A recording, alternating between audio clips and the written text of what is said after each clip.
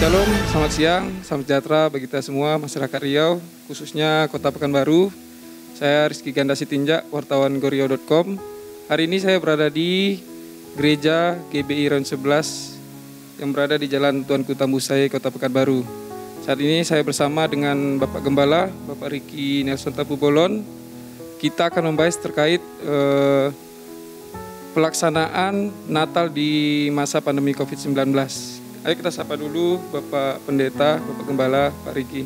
Selamat siang Pak. Ya, selamat siang dan selamat siang semua masyarakat Riau. Tuhan Yesus memberkati kita.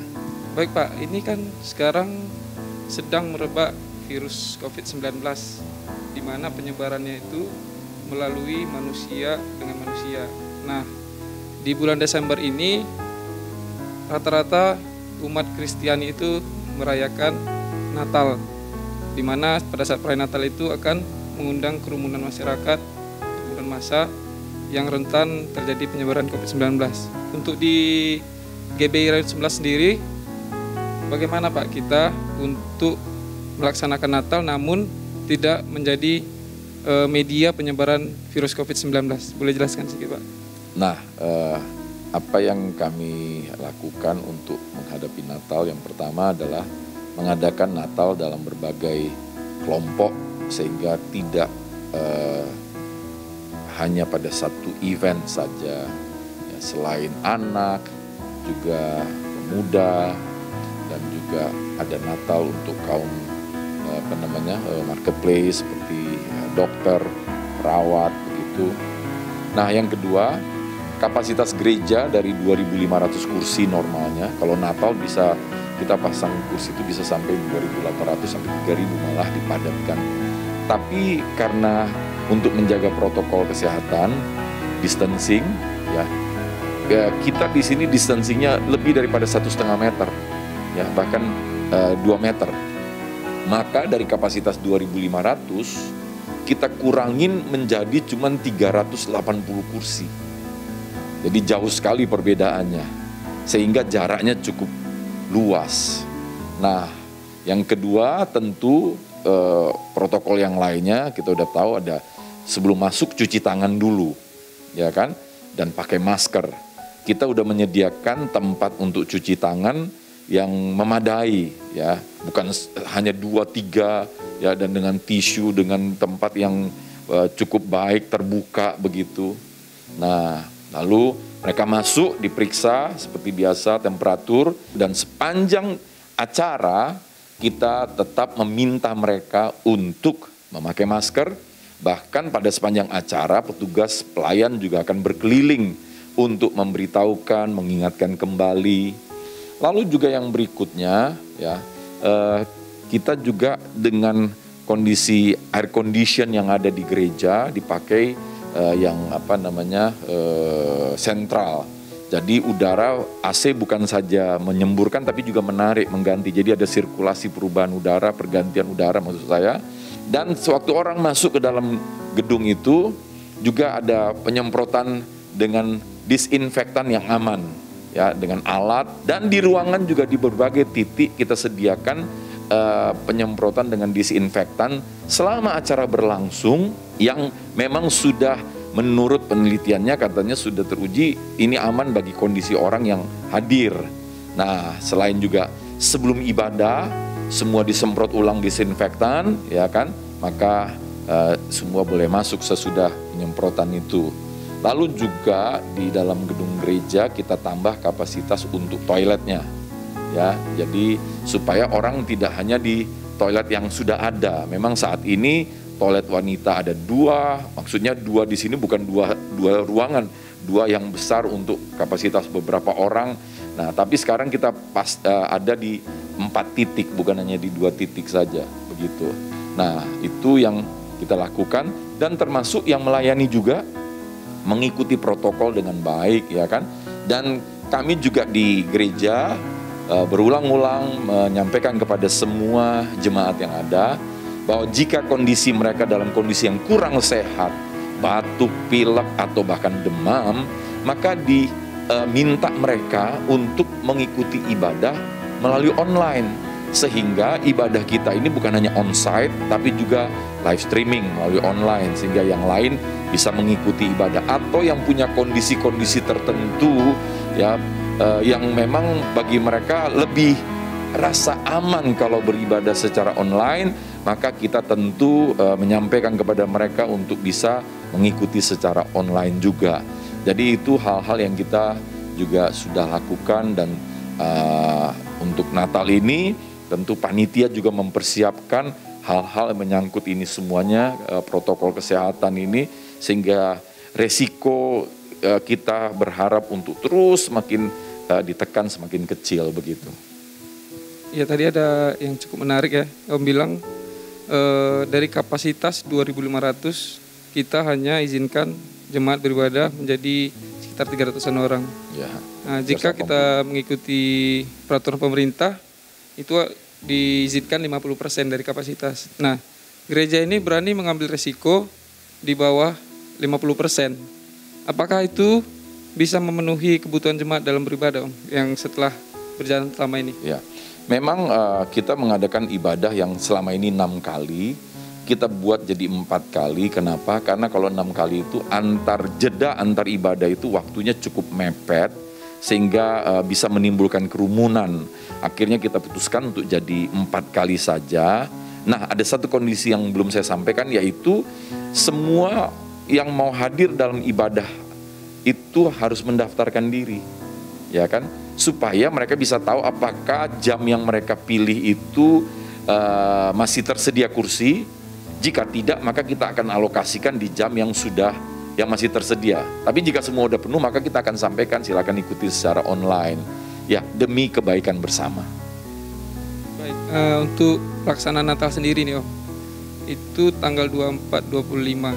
Nah, itu kan ada segitu banyak nanti orang yang datang itu.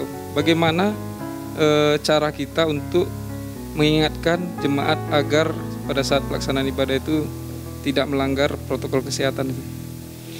Ya, memang tentunya ya ini pertama dari panitia juga ya, kita akan minta mereka untuk membuat sistem dan juga